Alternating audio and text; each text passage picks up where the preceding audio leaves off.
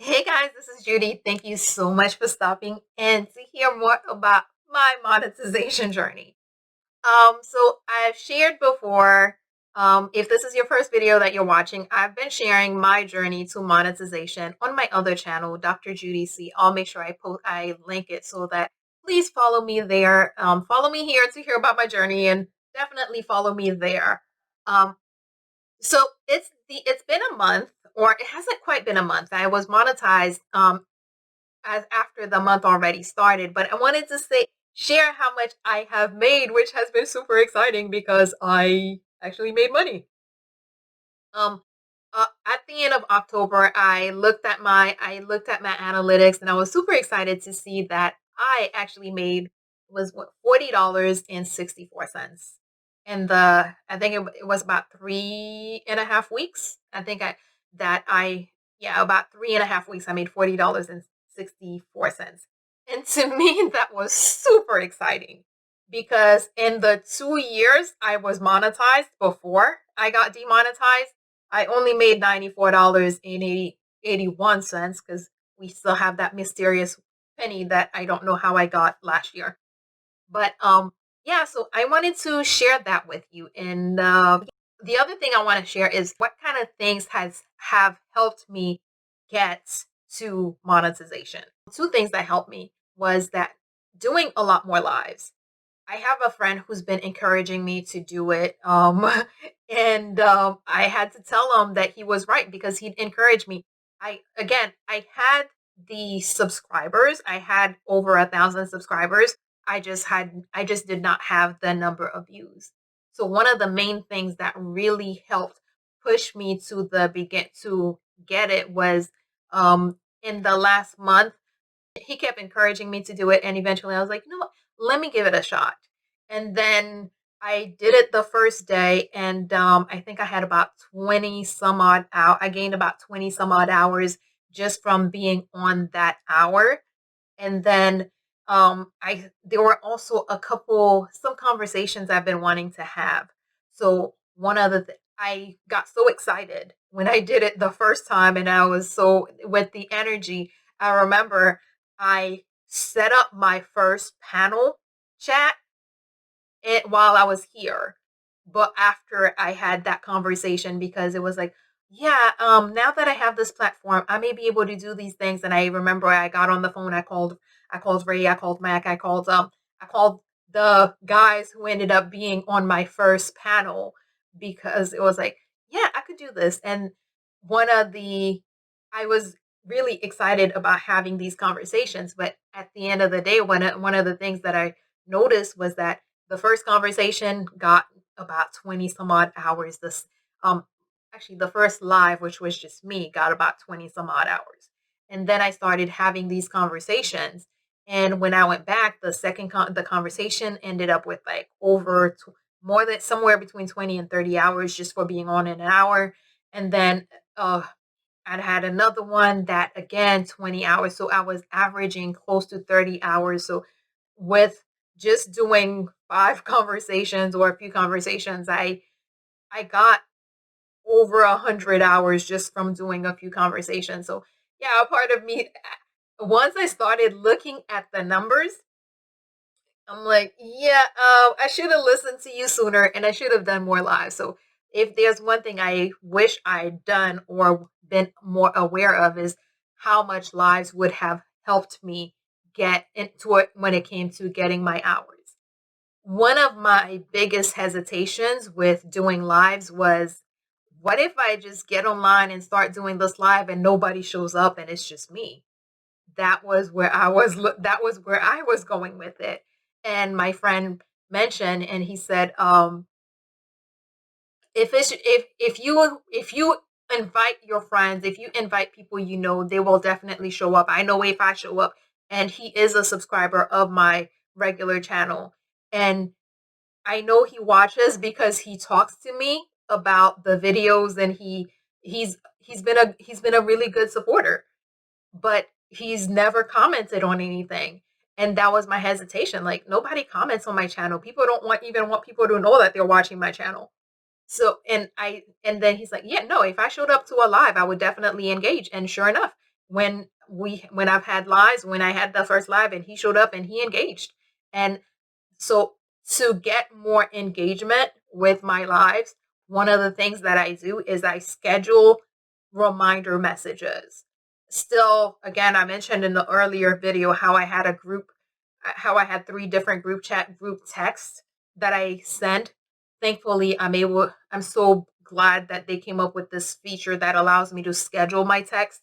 So, on days that I have a live chat, I will schedule, I think it's like 3 text messages that go out during the day. One at around sometime around noon, and one around about 6:30, which is just reminding people, hey, in 30 minutes we'll be live. And then I have another one about right at the start, reminding people, hey, I'm going live. Can you watch? And that has worked. That has been very it it has gotten some people in my personal network to watch, and it I've gotten some and I'll get viewers who are not necessarily people I know, but people who are subscribers, people who, because what I what I believe is that the more people you have watching, the more likely you are to be suggested to others.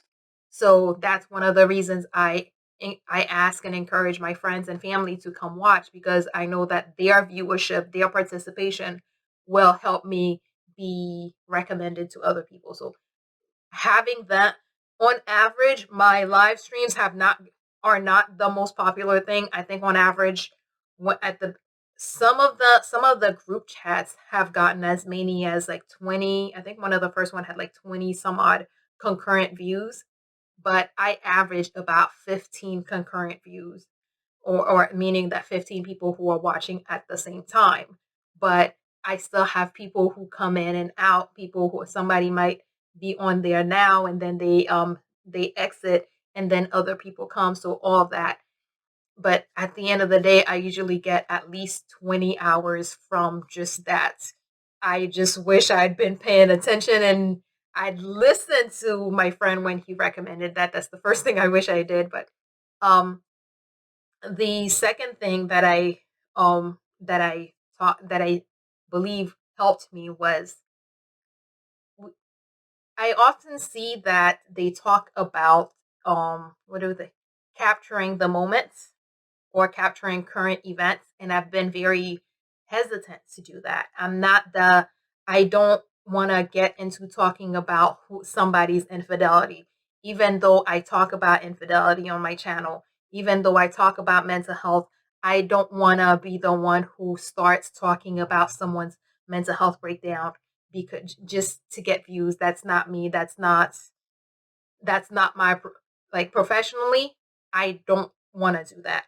So whenever something would be going on, like a celebrity has a mental health issue and people would try to get me to talk about it, I'm like, I don't have a an angle that makes sense, and I don't know these people, so I don't want to get into their issue. I don't want to speculate about their issue. So because of that, I've never done that. However, during the pandemic, at the start of the pandemic, I started a pandemic series, and I was posting. Yes, they keep saying consistency. Apparently, consistency is a thing that works. I was posting about almost on a weekly basis. I was posting, and the other thing that I did was, it wasn't just I was posting, but I started a pandemic series. So everything was how this in the pandemic, managing your ADHD in the pandemic, getting sun in the pandemic, anxiety in the pandemic, how the pandemic can impact your depression, how the pandemic can impact your, and one, and a lot of people was looking for that information. So that was one of the first ways that I got one of the biggest boosts to my channel, was when I created that pandemic series. So for me, the options seem, or at least based on my standards, have been limited for capturing the moment. But capturing the moment was a really big thing for me that really helped, and really helped me work, get a lot of it really helped me get more subscribers, and definitely it helped me get a lot more views. So yeah, those were the two of the things that just this year I believed made a huge difference in me getting or being able to get back to monetization. Doing live streams, because those live chats, that 1 hour in whom however many people you get to come and watch, means a lot, adds up to a lot of hours. And definitely capturing the moment and talking about things that people are looking for. Real um an example I will share is one of my videos about 2 years ago, or I don't know, sometime in 2018, I did a video, how to get free therapy. And for the first year or two, almost 2 years, it was just on my channel, not really, like, pretty much not really getting any views. Like, some days it would have 0 views, some days it would have a couple views, maybe 5 views, but not nothing was happening. And like some months it would get no more than 10. And during the pandemic, when I kind of re-optimized it, because I knew people were looking for pandemic information, I re-optimized it, and I um kind of made it more about, hey, how do you get free therapy during this pandemic? And just that video gets about 300, actually over 300, somewhere between 300 and $500 views a month.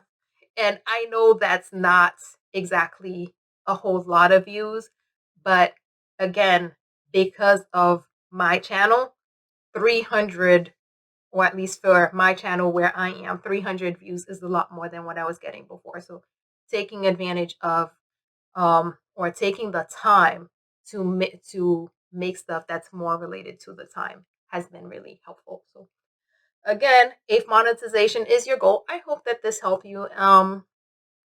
And one of the next videos.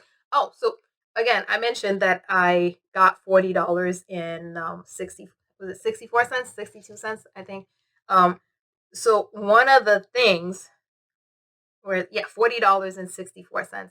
So now with my existing $94.82 that's coming out of YouTube jail, I should be getting a check from YouTube for $135.46. I still don't know what I'm gonna do with that, but I'm excited and looking forward to getting that check and seeing what I do with it. So hopefully I can, yeah, once the YouTube makes the deposit, I will let you know. But if you, in the meantime, if you have any advice, any ideas, any thoughts of, hey, what do you do with $135 and what is it, 46 cents? Please do share, because I would love to know. That is all we have for today. Good morning, world. Have an awesome day.